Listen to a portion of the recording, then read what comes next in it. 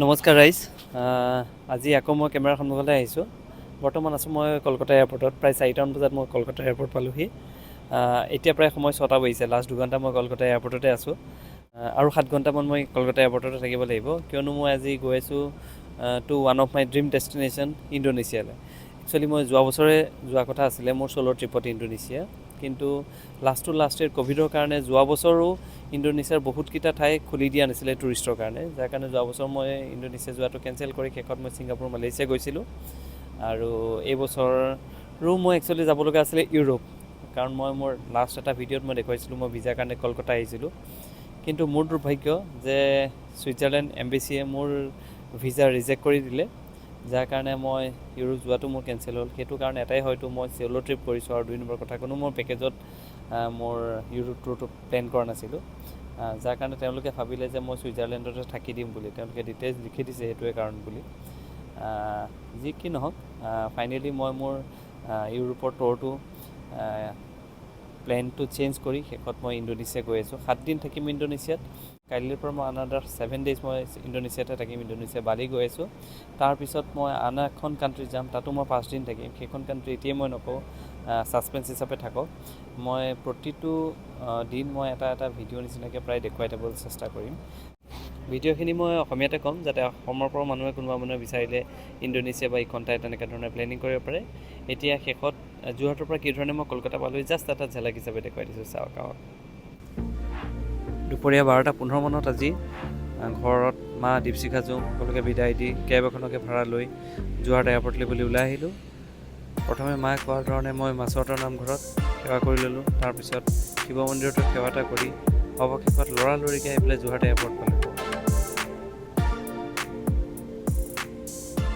যথাসময়ত security checking, boarding সকলো কৰি মই ফ্লাইটত উঠিলোঁ।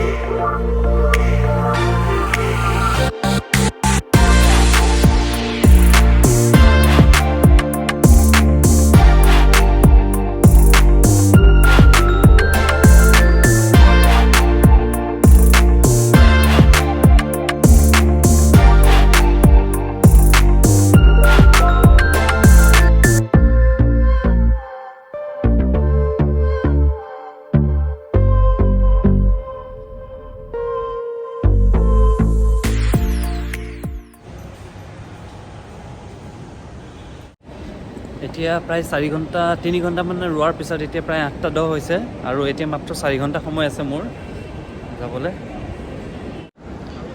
এতিয়া ইণ্টাৰনেশ্যনেল ট্ৰান্সফাৰৰ কাৰণে মই ওপৰত যাব লাগিব। এইটো ওপৰতো ইণ্টাৰনেশ্যনেল ট্ৰান্সফাৰ হয়।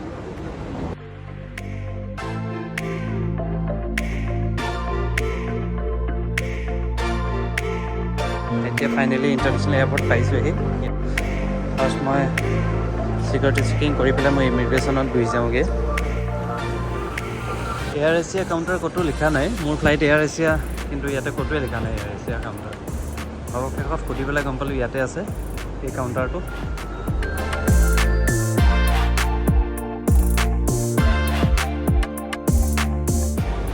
লৰালৰি কৰি মেলি হয়তো অকণমান বেছি এডভান্স হৈ গ'লোঁ। কাউণ্টাৰ খোলাই নাই, এইফালে এটা মানুহো নাই। মই আৰু তেনেকৈ 2-3জন মানুহে গোট খাইছে এতিয়ালৈকে। অকণমান এইখিনিতে বহি লওঁগৈ।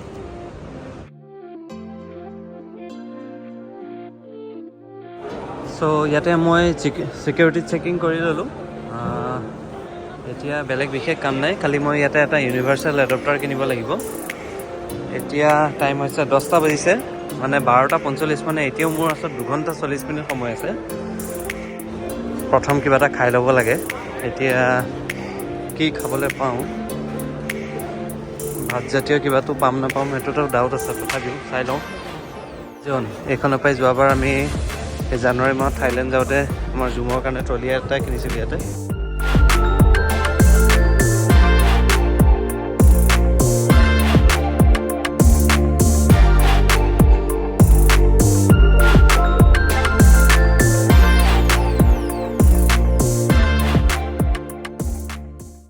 মনত পৰিলে যে মই ইণ্টাৰনেশ্যনেল এডাপ্টাৰটো কিনিবলৈ থাকিয়ে গ'ল। ইণ্ডোনেছিয়াত গৈ পেলাই মই ক'তো মোৰ মোবাইল চোবাইল একোৱে চাৰ্জ দিব নোৱাৰা হৈ যাওঁ। এনেকুৱা ইণ্টাৰনেশ্যনেল এডাপ্টাৰ কিনিব লাগিব।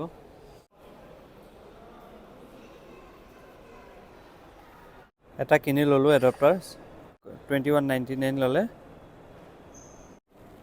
অকণমান টোপনি ধৰিছিলে, কিন্তু শুই দিবলৈ হ'লে এতিয়া বেছি সময় নাই, যিহেতু 1 ঘণ্টা 15 মিনিটমানহে আছে।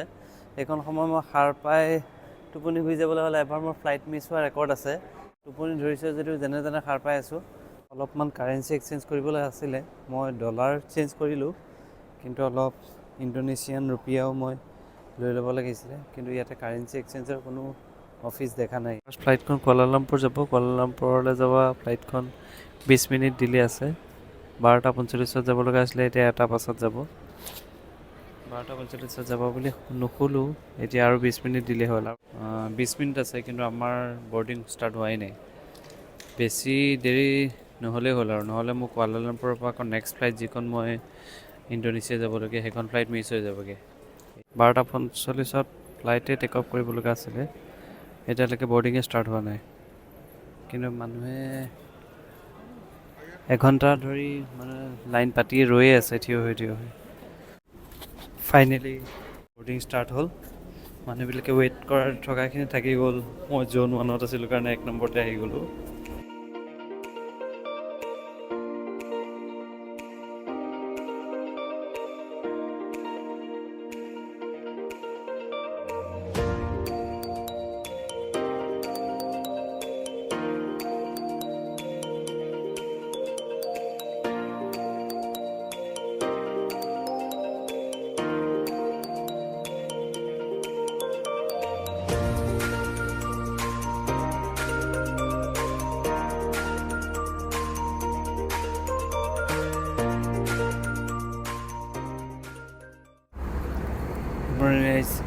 প্ৰায় 3 ঘণ্টামান পূৰা গভীৰ টোপনি যোৱাৰ পিছত এতিয়া প্ৰায় 4:40 মান হৈছে ৰাতিপুৱা, আৰু এতিয়া মই সাৰ পাই পেলাই দেখিছোঁ যে পূৰা পোহৰ হৈ গ'ল। তাৰপিছত আমি এতিয়া আহি আছোঁ, ইয়াত পূৰা পোহৰ।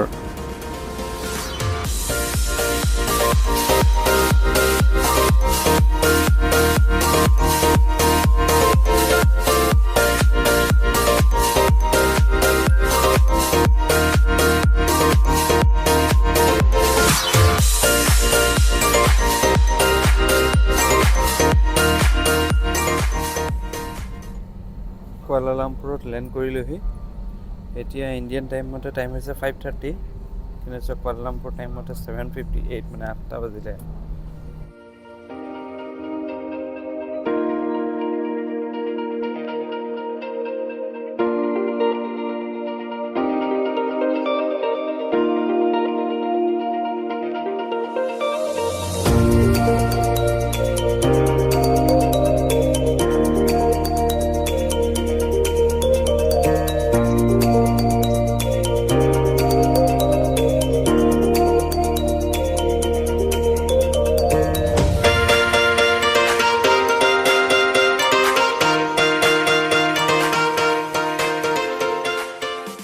নেক্সট মোৰ ডেনপাচাৰলৈ যাবলগীয়া, মানে বালিলৈ যাবলগীয়া ফ্লাইটখন D7798।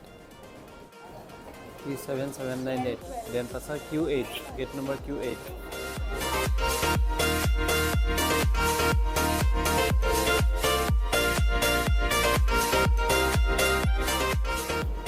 আকৌ এবাৰ চিকিউৰিটি চেকিং।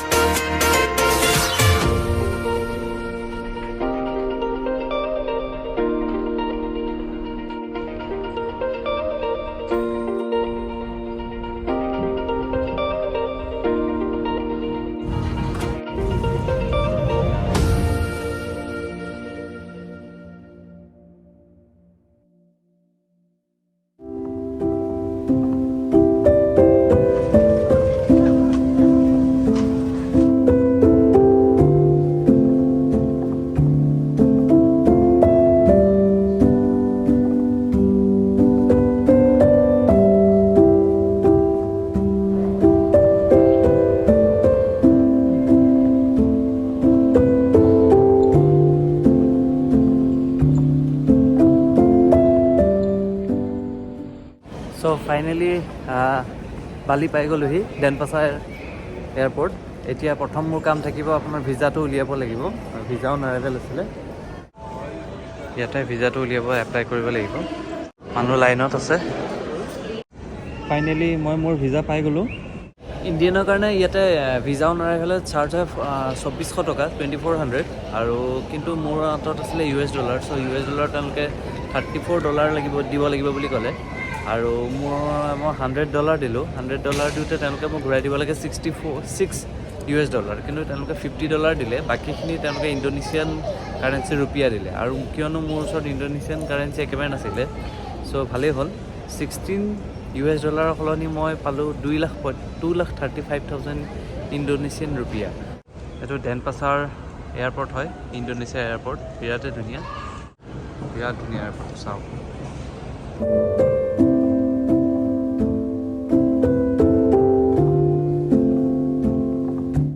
ফাইনেলি ভিজা ষ্টিকাৰ লাগি গ'ল। আৰু ইমিগ্ৰেশ্যনত ভালেমান কিবাকিবি সুধিলে, ক'ত থাকিব, হোটেল চোটেল চব দেখুৱাব লগা হৈছে। ইন জেনেৰেল চব লাগে যদিও কেতিয়াও নাচায়, হয়তো অকলে আহিছোঁ কাৰণে চাইছে নেকি।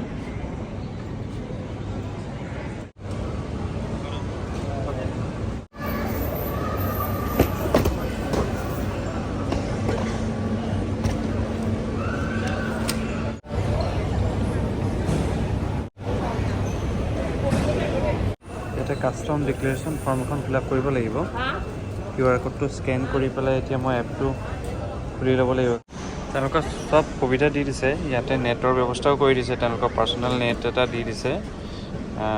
আৰু খালি এখন ফিল আপ কৰিব লাগে। আৰু কাষ্টম ডিক্লেৰেশ্যন ফৰ্মটো ফিল আপ কৰাৰ পিছত এতিয়া ইয়াতে তেওঁলোকে আকৌ চেক কৰিব এখন শুদ্ধকৈ মানে আপোনাৰ ফিল আপ কৰা হৈছেনে নাই। ওলাই পেলাই ইয়াতে বহুতকেইটা মানি এক্সচেঞ্জাৰ আছে, কিন্তু কেতিয়াও এয়াৰপৰ্টৰ পৰাতো কৰিব নালাগে এক্সচেঞ্জ, কিয়নো ইয়াতে ৰেটবোৰ বহুত বেছি হয়। সেইকাৰণে অলপমান মোৰ কাৰেঞ্চি যিহেতু মই পাই গ'লোঁ লোকেল কাৰেঞ্চি, সেইখিনিয়ে মই হোটেল পাবলৈ হৈ যাব। আৰু মই তাত গৈ পেলাই মই কাৰেঞ্চি এক্সচেঞ্জ কৰি ল'মগৈ। এতিয়া মোৰ কাম থাকিব এটা চিম কাৰ্ড লোৱা, আৰু চিম কাৰ্ড লৈ পেলাই মই টেক্সি লৈ যাবগৈ লাগিব। চ' ইয়াতে মই চিম কাৰ্ডটো উলিয়াই ল'লোঁ মোৰ নিজৰ। এতিয়া মোৰ নেট কাম কৰি আছে। আজিকালি নেটটো নাথাকিলে কিবা কাম নকৰা নিচিনা লাগে। এতিয়াতো টেনশ্যন নাই, গাড়ী চাড়ী যিকোনো এখন ল'ব পাৰিম। ইয়াৰ পৰা মই গ্ৰেব বুলি এপ এটা চলে, গ্ৰেব বা গজেক, এই দুটা এপ ভালকৈ চলে ইয়াতে। চ' এই দুটাৰ ভিতৰতে কোনোবা এটাত মই এতিয়া এখন হোটেল বা গাড়ী বুকিং কৰি পেলাই তাৰপৰা ওলাই যামগৈ হোটেললৈ।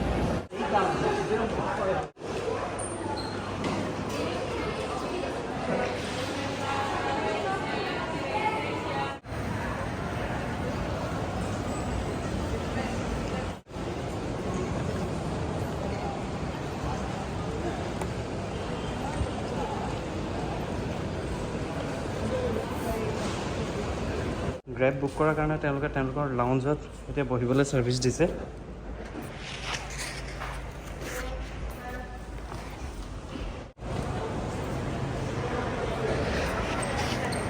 Thank U.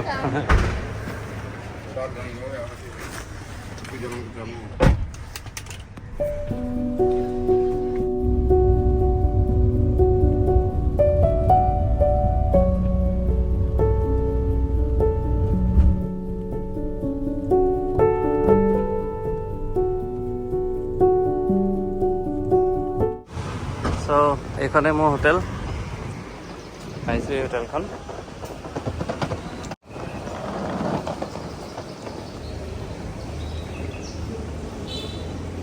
হেল্ল'। চ' মোৰ হোটেলৰ কাম হৈ গ'ল। ভোকো লাগিছে, এতিয়া কিবা এটা খাই ল'বহে বিচাৰিছোঁ। খাই লওঁ তাৰ আগতে। এইফালে আছে বুলি ক'লোঁ ৰেষ্টুৰেণ্ট।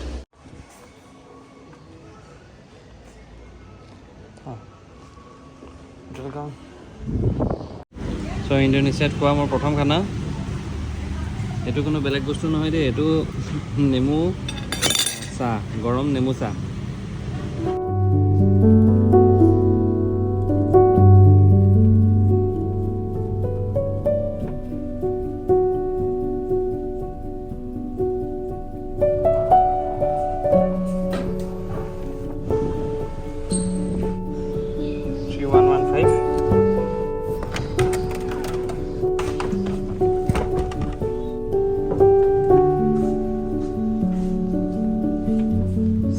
এটা।